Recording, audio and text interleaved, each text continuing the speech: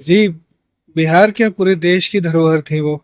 और मातृशोक से बड़ा शोक तो हो नहीं सकता इस संसार में। छठ उनके दिल के बहुत करीब था। और अपने समय में जब इन्होंने छठ गीतों को गाना शुरू किया तो वो घर आंगन से ही उन गीतों को उठाया था जिसको उन्होंने घर आंगन में सुना था। 1978 में पहला छठ का एल्बम इन्होंने रिलीज किया था एचएमवी से। तब से निरंतर अब तक, अभी इस महीने तक, इस हॉस्पिटल तक छठ की यात्रा निरंतर चली है। क्या प्रोग्राम है? कल क्या संस्कार क्या प्रोग्राम है?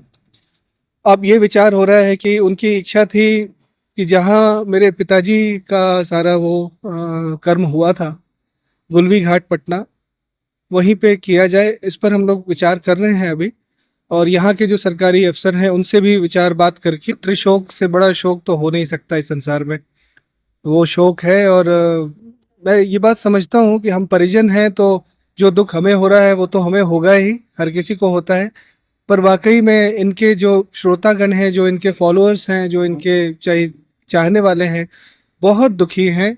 और ऑलमोस्ट सब ने रो रो करके फ़ोन किया है कि ऐसा हो ही नहीं सकता है कि ये चली जाएंगी, छठी मैया ज़रूर इन्हें बचा के लाएंगे। ये सबका आस्था है, सबकी ऐसी छठी माँ पे। और वो आस्था बिल्कुल बरकरार है, क्योंकि जो सच होना है वो तो होके रहेगा।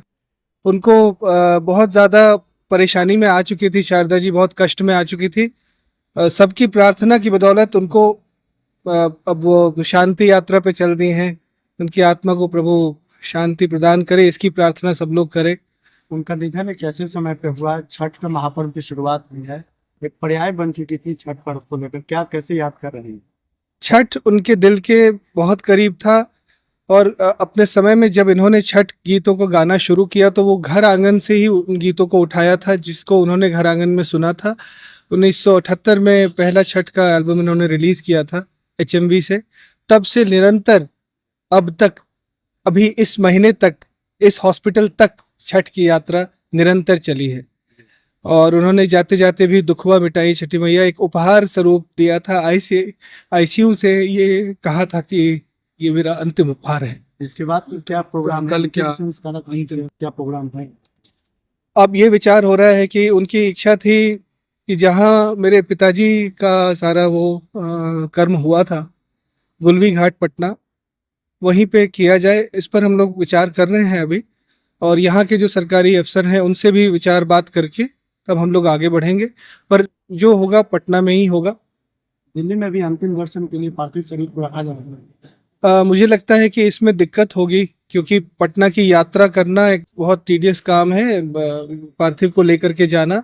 और पटना में परिजन भी हैं, बहुत लोग हैं, तो पहले तो लेके वहाँ जाना ही पड़ेगा। जो उनके चाहने वाले हैं, मैं उनसे आग्रह करूंगा कि अगर वो आ सके तो ज़रूर वहाँ पहुँचें और अंतिम दर्शन करें। ये एक ऐसी विभूति है जिनका दर्शन करना बहुत शुभ होगा सबके लिए। आप चाहते हैं राजकीय सम्मान, राष्ट्रीय सम्मान के साथ उनका अंतिम संस्कार करे सरकार? बिल्कुल बिल्कुल, ये तो बहुत ज़रूरी है। ये सिर्फ पद्मश्री, पद्म भूषण या संगीत नाटक एकेडमी की बात नहीं है।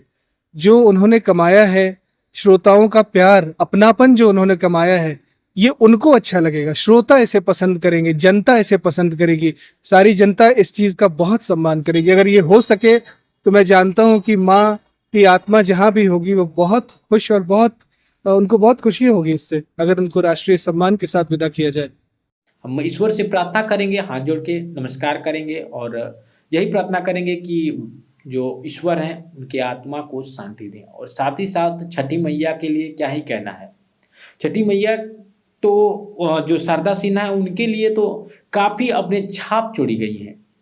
छठी मैया का नाम जब भी आएगा, जब भी ये पर्व आएगा, जब भी ये त्यौहार आएगा, एक बार श्रद्धा सिन्हा को लोग जरूर याद करेंगे।